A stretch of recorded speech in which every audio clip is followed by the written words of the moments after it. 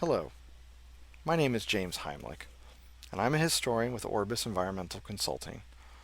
As a historian and a Hoosier, I want to take a few moments of your time to offer you a historian's perspective on the current COVID-19 pandemic.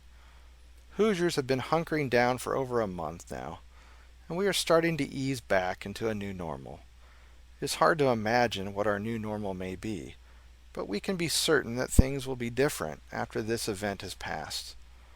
History and our own experience have shown us this to be true. We do not need to fear this change, though. Change is constant through history, and Hoosiers have proven their resiliency in facing change. While this pandemic is something new to us, those before us have had to face similar experiences, and this gives us hope.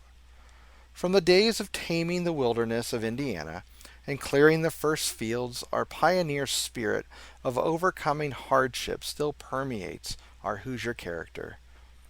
We are a faithful, resilient, industrious, thankful, and neighborly people. Our history shows us this, and what we do now during this great hardship will show future generations of our character. Hoosiers a century ago dealt with an almost identical circumstance with the Spanish influenza pandemic of 1918 to 1919. The flu came with the soldiers returning home from the First World War. The virus spread quickly through those that weren't even symptomatic, and soon society had to change. Hoosiers relied on their personal faith and faith in others as they rallied to take care of the sick, made sacrifices by isolating, and just made do with what they had while they hunkered down to wait out the pandemic.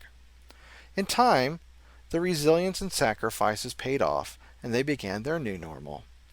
Through our faith and resilience, Hoosiers can hunker down and do what needs to be done now. This virus has affected Hoosiers in a different manner than the Spanish flu did, due to the fact that it has so greatly impacted our local, national, and world economy. This has spread further uncertainty about unemployment, our dwindling reserves, our planning for the future, and for the basic necessities of life that many struggle to afford now. However, this unique challenge is not unknown to Hoosiers. Our history reminds us that we have had to sacrifice greatly at times in our past. Hoosiers sacrificed daily with so much less during the Great Depression. This was a time of tremendous unemployment and lack of money for most. My great-grandmother told me that during the Great Depression, they had little to eat, but were grateful for all they had.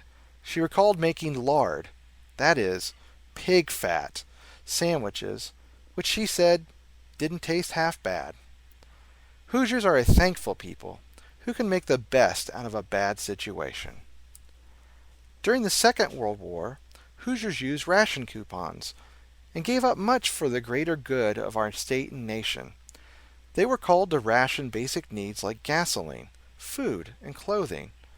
Our past shows that we are a people who can be industrious and resourceful in times of want and make do with what we have. Our past reminds us of how we have endured through disasters before. The blizzard of 1978 was the greatest in our state's history. It shut down life for days as the snowdrifts blocked roads. Hoosiers once again had to hunker down where they were. In the little town where I first lived, Boston, Indiana, this was very much the case.